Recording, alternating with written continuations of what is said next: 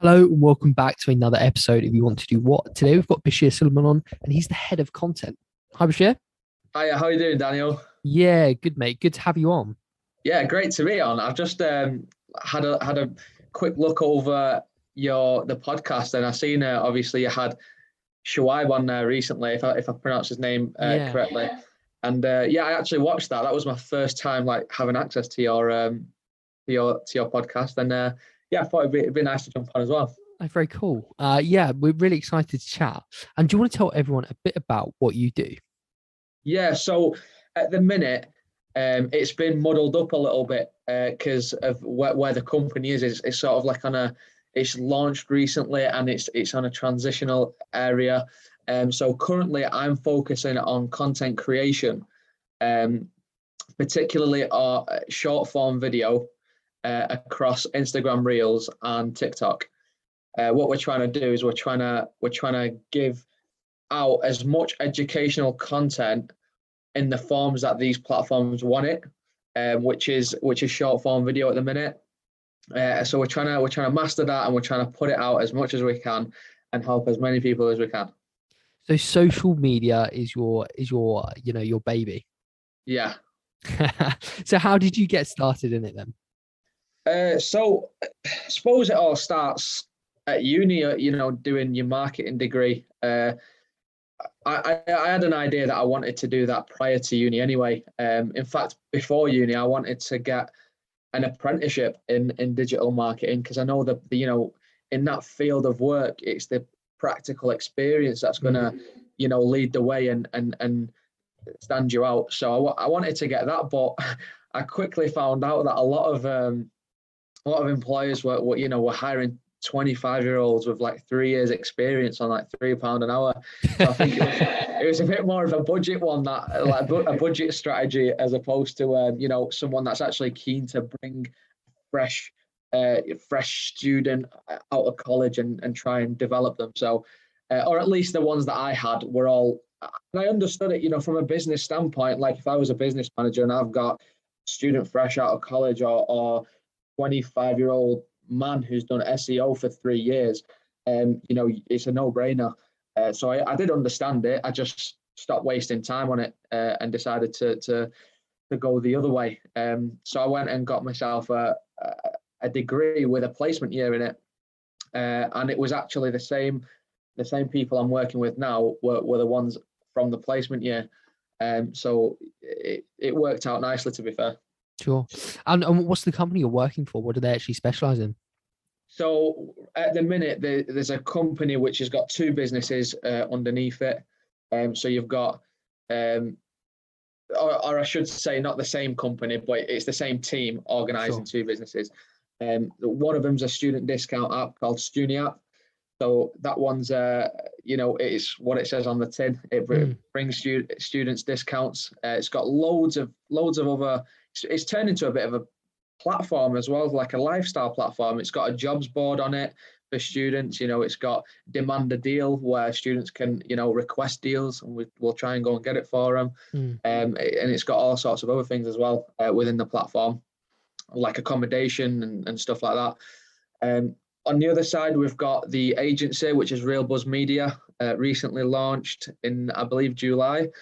And yeah, it specializes in campaigns for, particularly through TikTok and the short form video. We're really like specializing in that area, which is where all the excitement is at the minute, in it. That's it. Short form is the king of content at the moment, isn't it? But Mm, what specifically sort of, going into social media, we've spoken about this previously on a few different podcasts. We actually just had the head of Ryanair's social media on, and he was amazing. sort of chatting away about social media, and it's so in depth now. There's so many different career choices in social media. Yeah. What drew you to short form content? As a content creator, as a social media manager, you have to understand something. You have to understand that, first of all, you need to understand your budget. Do you have a budget to spend, or do you not have a budget to spend? How much have you got to spend? Once you figured out your budget, then you need to understand that organic strategy and the paid strategy are like two separate strategies. They can be intertwined, but they usually have two different outcomes. One of them is a little bit more transactional, which is paid. The other one's more community building, which is organic. So for me, the focus is, you have to understand as a creator and a social media manager, you need to understand what is that platform pushing. So because as soon as a platform starts pushing a new feature or a new offering, they'll reward you organically for using it. The minute you're pushing something, they want money. So you need to understand that dynamic of what are they pushing and what am I trying to push? If that is the same thing, then organic content is perfect for you. Add a bit of spend, it might just, give you that extra boost. If you're not, if what you're trying to push, it can't be done in the format they want it, then you're going to have to pay for it to get the exposure. So it's as simple as that. It's about knowing what are they pushing and then seeing if your content can be created in that format and putting it out there in that format. So is the understanding that sort of relationship that drew you towards actually specializing in that short form? Yeah, 100%. Obviously, the short story of it is in lockdown 2020, when it first sort of got announced, the student discount app, Student app, we knew that social media was going to be massive because everybody's at home and everybody's going to consume more content than ever. And so that's the moment we started a TikTok channel, which was March 2020. And then, after a bit of testing and stuff, one of our videos went to 100K and it led to a load of downloads on our app. And by July, which is when my placement finished 3 months later, we managed to grow that account to 120K plus followers and over doubled our downloads, our overall downloads for free, completely organic, no paid spend behind it. Wow. It actually even ranked us at a company high on the app charts as well. It got us like to 4th place, which is like above Tinder and like, household names. Wow. Yeah, so it was really powerful. And, that's the moment, TikTok walked in to the social media world. They pushed this short form video, and then every other platform had to decide, do we implement something similar on our platform, or do we give TikTok a competitive advantage? And, as you can see, nobody wants to give away the competitive advantage. So now you've even got the likes of, YouTube Shorts adding short form video. You've got Snapchat. You've got Reels on Instagram. You've even got Pinterest. This is one that not many people know. Pinterest are pushing short form video now, or they have been doing. And so it's about knowing what these platforms are pushing, and it has brought us massive results organically without any spend in the past. Now it's about knowing how to keep upping that value in the content, how to keep optimizing it, and adding new bits to it. Because what we're finding now is that the same quality of content that we used to post before isn't getting the same organic views as what it was 2 years ago. Completely expected. The platform saturates more people are on there. They've got more of a bargaining power, so that now they reward less. And then people like us will probably be inclined to pay to get the same views back. Completely expected, but just something you've got to be aware of, because then the next kid on the block, like Instagram Reels, will pop up with their offering, and then you've got to then make sure you put your attention there and make sure you capitalize on that early. Yeah. And so as a head of content, what's your average day like? What some of the tasks you're doing, what some of the things you're thinking about? At the minute, to be honest with you, it's like with it being a transitional time of the company, and things are moving very quickly and ideas are getting thrown about.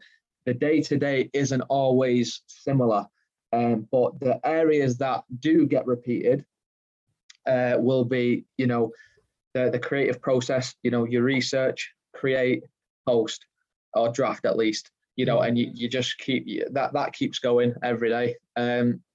Engagement on these platforms, it's not just about posting and putting out content. It's about community building relationships. So sending DMs, sending messages, commenting on videos, going outside of your followers, going and on the explore page or the For You page for TikTok, and you're engaging and stuff, following new people. That happens on a daily basis. Meetings happen on a daily basis. We're always discussing new ideas. I've just jumped out of a meeting, as you know, and won't come onto this podcast. So yeah, we've got a lot of things. It's really, at the minute, it's a messy schedule, to be honest with you. But I think once we get a grip on everything, then it's going to become a lot more like organized in terms of everybody knows exactly what they need to do week by week. Sure. But at the minute, it's a bit jumbled up. But that process of actually creating the social content is interesting, where you say you go to research, ideation, and then a draft. Is it a case of, I guess it is, of jumping on trends, really, because they're the ones that will reward you, right? Yeah, it's a mix, to be honest with you. It's a mix. Ideally, like if you can find a trend and you can customize it, or I'd say alter it in a way which formats it around the content you can bring to the table, then it's, you should jump on these trends, and you can try and find them as and when. What we're trying to do as well as that is, educational content, which is like, for our student discount app, it might be like a student hacks. So we'll find like websites that can help you paraphrase, for example, just to give you an idea on your assignment of how you can rewrite certain things. So you don't get done for plagiarism. There's ones where we're showing, extensions, Chrome extensions like Grammarly, which help them with, and we make videos around these tools, websites and apps and things, these tangible things that can help our audience accomplish something or do something quicker. And that's our area of focus. It's just bringing the value to the forefront. The thing with jumping on trends is that a lot of it is very audio led. It's very song based, and the trend comes from the song. Now, what we're trying to do is we're trying to not overly invest in that, because then it's the trend that's being shown as opposed to the personality of the creator. And we believe that obviously that getting the personality of the creator across, i.e. hearing their voice, seeing their expressions, seeing how they're demonstrating the video, we think that has more longevity than a trend which is in and out. Sure. And working in social media, what are some key personality traits that you think have really helped you to survive and thrive in this industry? I think, a big one is, it's not easy for everyone to jump in front of a camera and do videos. Some people, like, obviously won't like the idea of like people they know seeing them on a video doing something like an educational piece of content. And I completely understand that, I completely understand it. But I think for me personally, what's helped me is just not really giving a shit about it. Like, I'm not really bothered. Like, if someone sees it, or I couldn't care less.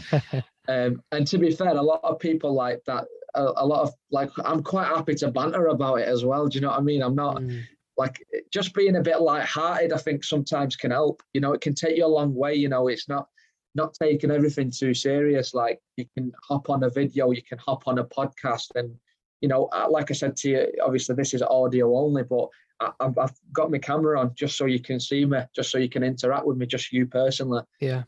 So that's the kind of thing. I think just not really overly investing about how much you care about, about all these little like social things, if you like. I think that can go a long way. Aside from that, though, I think attention to detail is really good.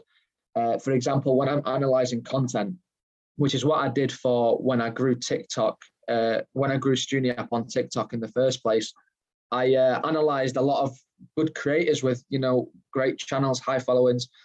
And I think attention to detail really helps me, because I can show the same video to someone else and they might find like 5 really good things about the video.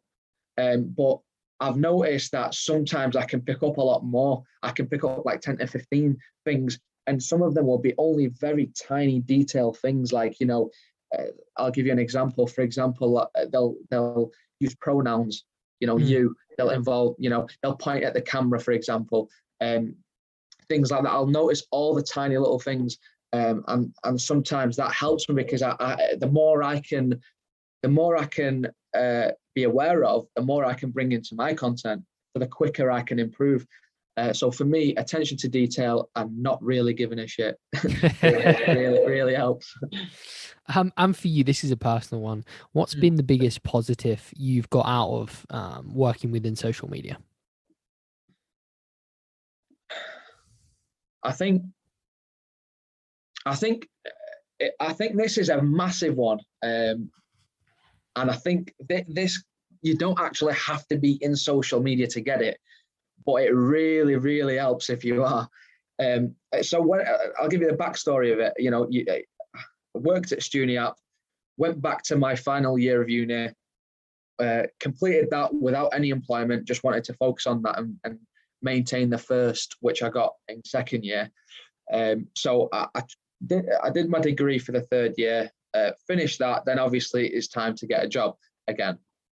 And I think being in social media and working inside of social media, and then having LinkedIn be a platform what can get you jobs and connections and all sorts, and bringing your skills that you've got across social media and putting it onto the LinkedIn platform, where you can really massively like build solid relationships, and with like CEOs, not just like people on the shop floor, for example. You can get like medium management, high management, CEOs, and getting a lot of opportunities through there. So it's through taking my social media skills and putting it onto LinkedIn, I managed to, instead of me applying for jobs after uni and just taking the first one that comes to me, I was able to take that time of the application process, put it into my personal branding, and I had so many job offers coming in week by week. People are offering me jobs, and then the I don't like using the word the power, but then it shifts. It's like, instead of being like a sort of like another name on a list, another number on the system, you straight away you've skipped the queue. Sometimes people haven't even advertised for a job, but they've come to you because they've seen your content, they've found the value in it, and they want you on their team. So they've created a space that wasn't even there in the company to get you in.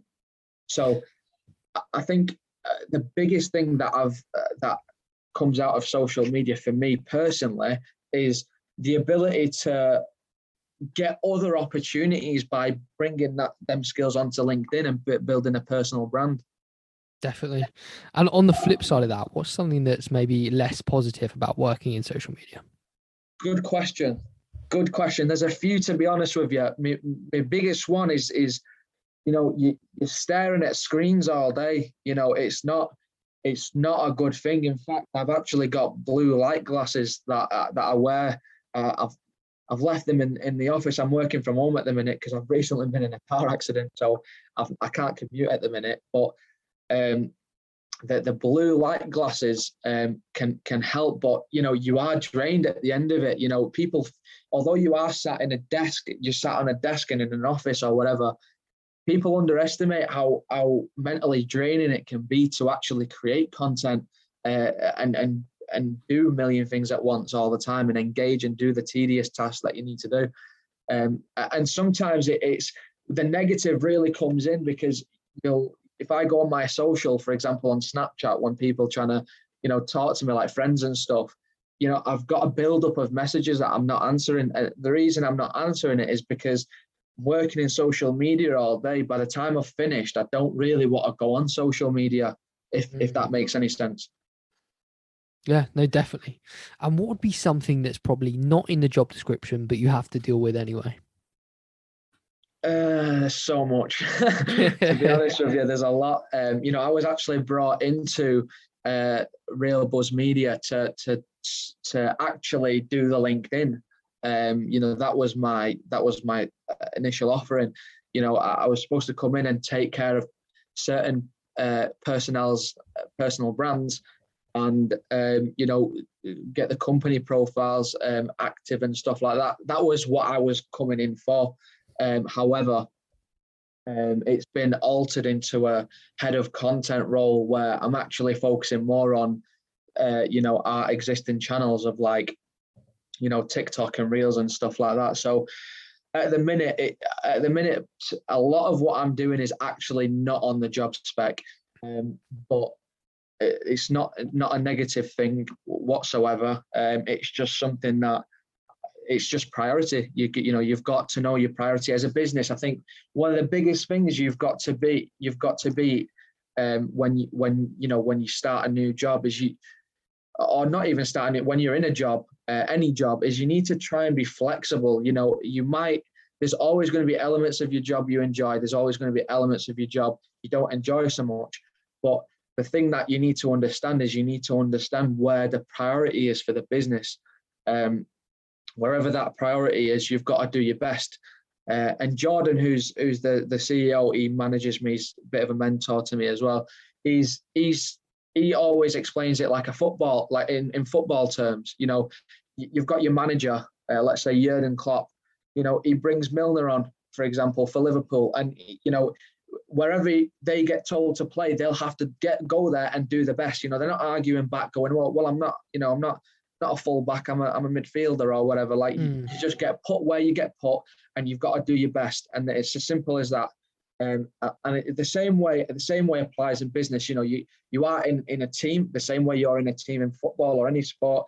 And wherever you get put, you've got to try and do your best. And as long as you do that, the people around you are going to be happy because you're being a team player.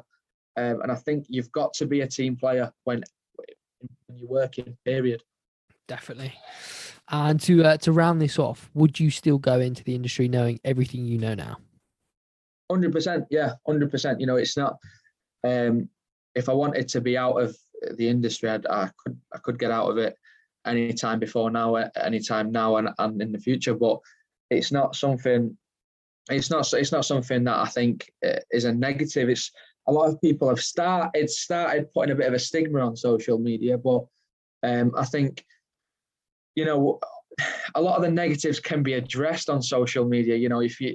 If you think there's a lot of like negative stuff on your feed, you don't have to follow these people.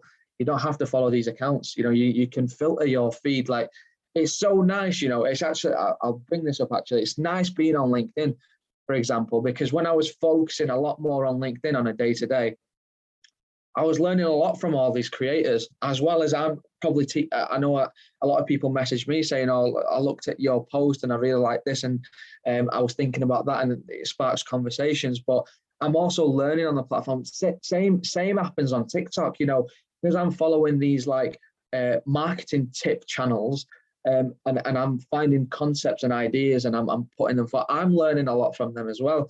So I think when you filter your feed and you fill it with positives, you're going to get positives. If you fill it with, negatives, like self-obsessed people, like you might subconsciously compare your life to theirs, and it might knock you down or whatever. But it's the beauty of it is you've got control. So it's up to you what you see, and that's the beauty of it. Well, thank you so much for your time. I really enjoyed it, and hearing about your career and your perspective on everything. Thank you so much for your time. Cheers for having me, Dan. Absolute pleasure, mate. And where can people find you, what you're up to? You can find me on LinkedIn, Bashir Suleiman. That's one way. If you want to see my videos, feel free to go onto TikTok at Stuniapp, STUNIIAPP, or you can go to Real Buzz Media Group on either Instagram or TikTok, and you can find my videos there. If you're into marketing, you might pick up a few tools that you could end up using. So yeah, might be worthwhile. Brilliant. Thanks, mate. Amazing. Thank you, mate.